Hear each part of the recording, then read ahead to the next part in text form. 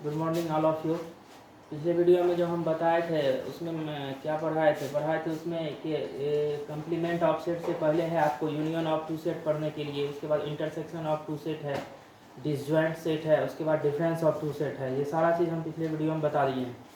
उस पर है, अब उस पर आधारित सवाल है बनाने के लिए 1.3 है। फिर तो 1.3 में आप प्रॉब्लम सॉल्व कीजिएगा, जो दिक्कत होगा तो हम या कॉल कीजिएगा या कमेंट में लिखिएगा, तो हम अगले वीडियो में सॉल्व कर देंगे उस सब सवाल को और फिर वीडियो बना के दे देंगे। आज अगला नेक्स्ट चैप्टर है आपको पढ़ने के लिए, क्या कहते हैं ये कम्प्लीमेंट ऑफ ए सेट, समुच्चय का पूरक समुच्चय। किसी भी सेट का हम लोग कम्प्लीमेंट सेट कैसे ज्ञात करेंगे वो आज देखना है। काफ़ी सिंपल है कम्प्लीमेंट सेट ज्ञात करना।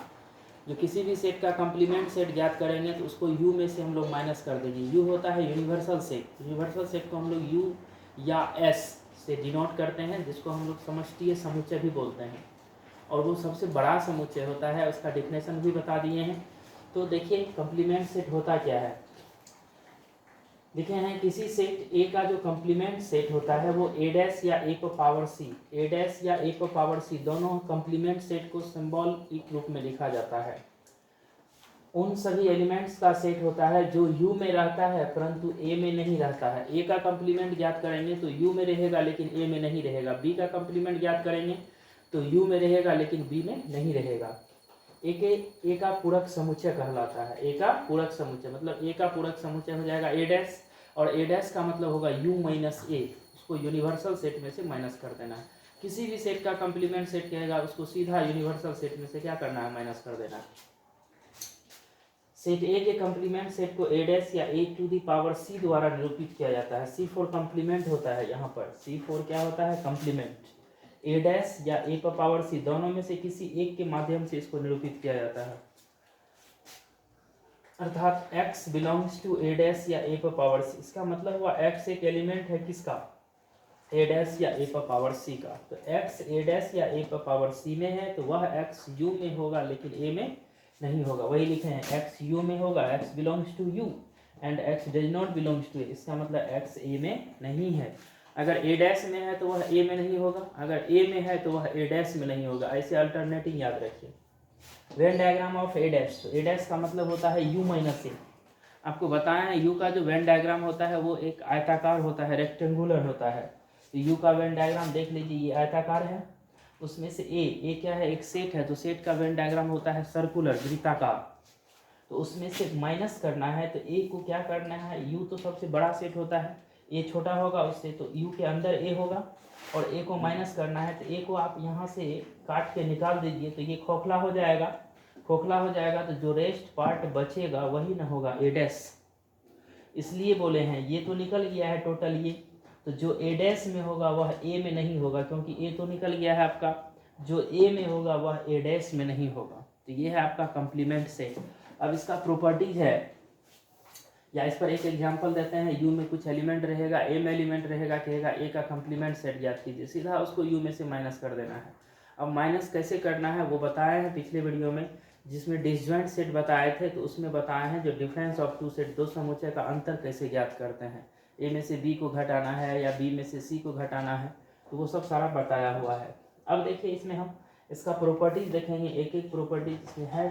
प्रॉपर्टीज, सब प्रॉपर्टीज को बारी बारी से देखेंगे। देखिए प्रॉपर्टीज, देखिए एक एग्जांपल दिए हैं। यदि u इजकल टू, यू दिया हुआ रहेगा, u की जगह पर n, कैपिटल N रहेगा, प्राकृतिक संख्याओं का समुच्चय, z रहेगा वो होता है पूर्णांक संख्याओं का समुच्चय, तो वो दिया हुआ सेट रहेगा। और a में लिए हैं ADE, तो क्या है a डैश का मान। a डैश का मतलब हो गया a का पूरक समुच्चय।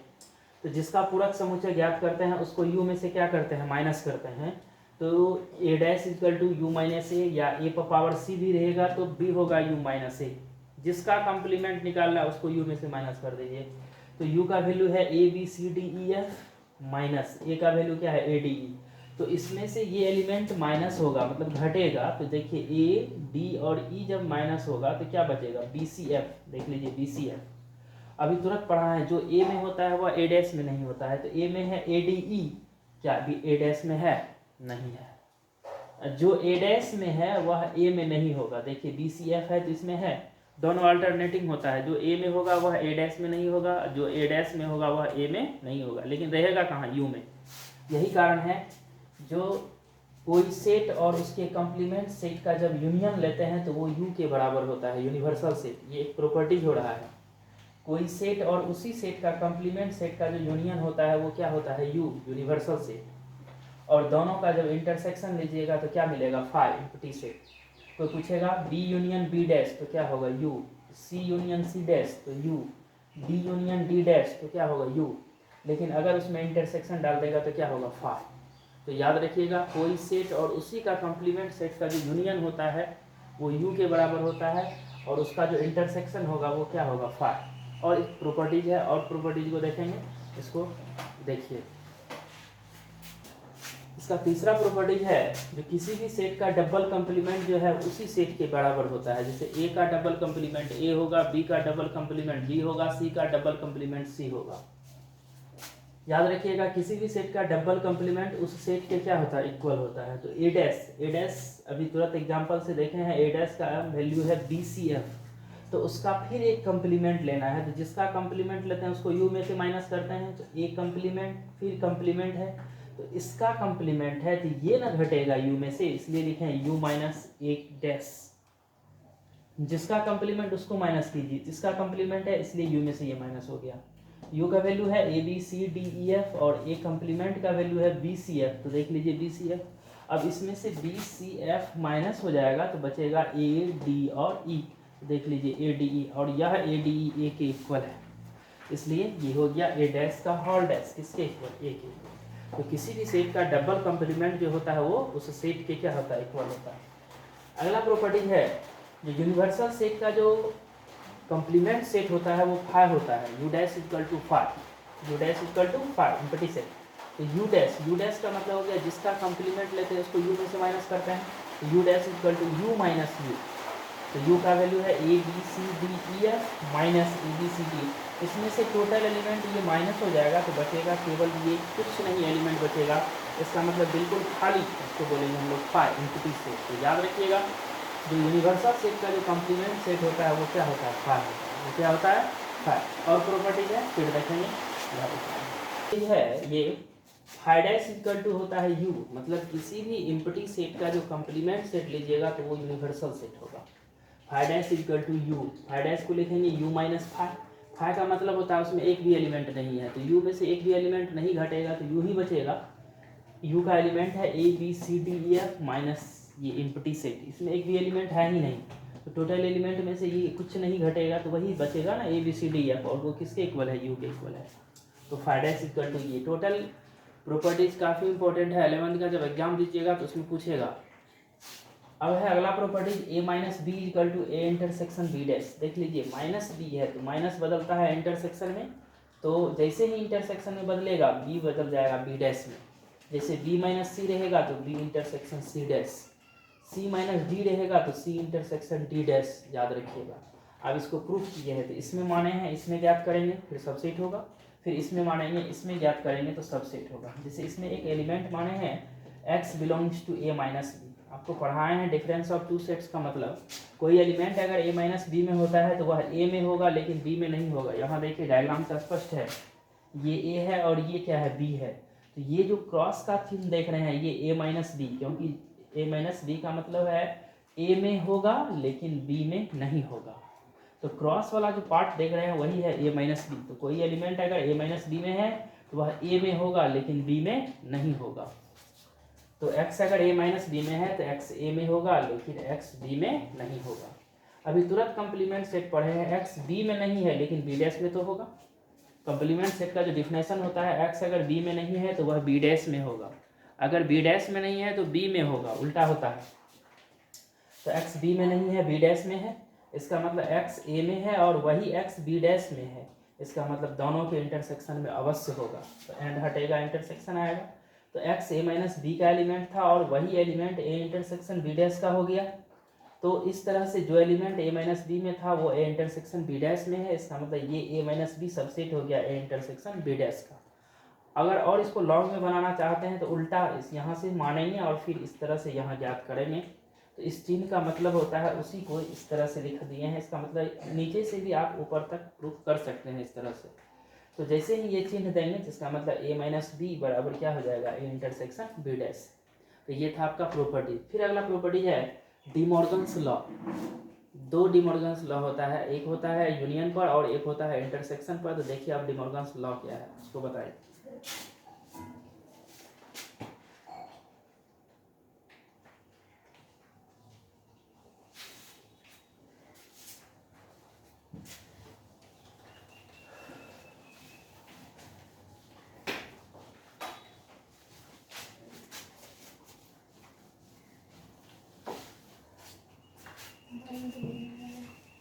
वीडियो कहाँ है?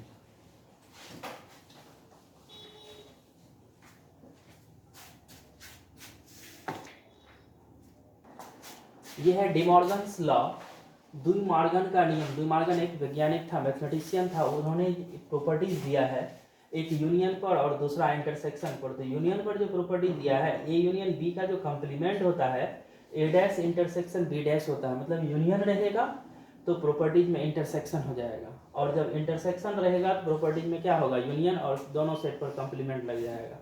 तो पहला प्रॉपर्टीज है ए यूनियन बी का dash equal to A dash intersection B dash, और इंटरसेक्शन बी का dash equal to A dash union B dash. Proof किए हैं पहला ही। इसमें एलिमेंट माने हैं X belongs to A union B का डैश। अभी पढ़े हैं जो डैश में होता है तो वह उसमें नहीं होता, उस सेट में। जैसे एक्स ए डैश में होगा तो ए में नहीं होगा। तो इस टोटल पर डैश है, इसका मतलब इसमें एलिमेंट है, इसके डैश में एलिमेंट है, तो ए यूनियन बी के डैश में एलिमेंट है तो ए यूनियन बी में नहीं होगा। तो X does not belongs to A union B. अब यहाँ स्पष्ट है एक्स अगर ए यूनियन बी में नहीं है। अब जानिए कोई एलिमेंट अगर ए यूनियन बी में नहीं होता है तो इसका मतलब वह एलिमेंट ए में भी नहीं होगा और वह एलिमेंट बी में भी नहीं होगा, निश्चित है। जैसे यहाँ देखिए ए में है ए बी में है B C, A union B हो गया ए बी सी। मान लीजिए इसमें डी जो है ए यूनियन बी का एलिमेंट नहीं है, तो डी ए यूनियन बी का एलिमेंट नहीं है तो डी क्या ए में है, क्या बी में है, नहीं है। तो अगर कोई एलिमेंट ए यूनियन बी में नहीं होता है तो वह एलिमेंट निश्चित ना तो ए में होगी और ना ही बी में होगी। इसलिए लिखे हैं clearly x does not belongs to A, और निश्चित की बात है इसलिए एंड दिए हैं और नहीं दिए हैं। यही कारण है ये यूनियन एंड में बदलता है, और X does not belongs to B. अब डिफिनेशन ऑफ ये क्या कहते हैं, कंप्लीमेंट सेट। जो ए में नहीं है तो ए डैश में होगा, जो बी में नहीं है तो बी डैश में होगा। इसका मतलब एक्स ए डैश में है और वही एक्स बी डैश में है, इसका मतलब वह एक्स दोनों के इंटरसेक्शन में अवश्य होगा। तो X belongs to A dash intersection B dash. तो ए यूनियन बी के डैश में माने थे, निकल गया A dash intersection B dash में, इसका मतलब इसका एलिमेंट इसमें है तो सबसेट होगा। फिर इस तरह से उल्टा यहाँ मानेंगे, इस तरह से ज्ञात करते करते यहाँ तक आएंगे। तो ये सिंबल दे दिए इधर से, मतलब नीचे से भी आप ऊपर प्रूफ कर सकते हैं।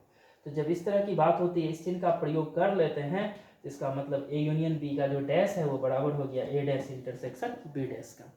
इस तरह से आप दूसरा प्रॉपर्टीज को भी सिद्ध कर सकते हैं। ए इंटरसेक्शन बी का डैश ए डैश यूनियन बी डैश, यहाँ इंटरसेक्शन आएगा, यहाँ भी इंटरसेक्शन आएगा, यहाँ और में बदल जाएगा। और में इसलिए बदलेगा जो कोई एलिमेंट अगर ए इंटरसेक्शन बी में नहीं है, इसका मतलब किसी एक में नहीं होगा तो वो इंटरसेक्शन में नहीं होगा, क्योंकि इंटरसेक्शन का मतलब होता है दोनों में होना अनिवार्य है। यही कारण है जब दूसरा प्रूफ कीजिएगा तो यहाँ एंड की जगह और दे दीजिएगा, और यहाँ इंटरसेक्शन दीजिएगा, यहाँ इंटरसेक्शन दीजिएगा, और इस तरह से ये प्रूफ हो जाएगा। तो ये 1.3 का ये टोटल क्या कहते हैं 1.4 का टोटल थ्योरम समाप्त हो गया। अब इस पर है आपको सवाल बनाने के लिए, तो सवाल में तो कुछ दम है ही नहीं, अगर आप सॉल्व कीजिएगा तो टोटल सवाल सॉल्व हो जाएगा। फिर भी अगर दिक्कत होगा तो हम उसको बना के दे देंगे। अब अगला चैप्टर है 1.5। 1.5 में क्या है, दो समुच्चय के यूनियन पर आधारित प्रश्न है। उसमें आपको थ्योरी बताएंगे जो दो समुच्चय का यूनियन होता है, number of A union B, number of A union B union C, तो वो 1.5 और 1.6 के लिए है, उसको देखेंगे। फिलहाल आज इतना ही रहेगा, धन्यवाद।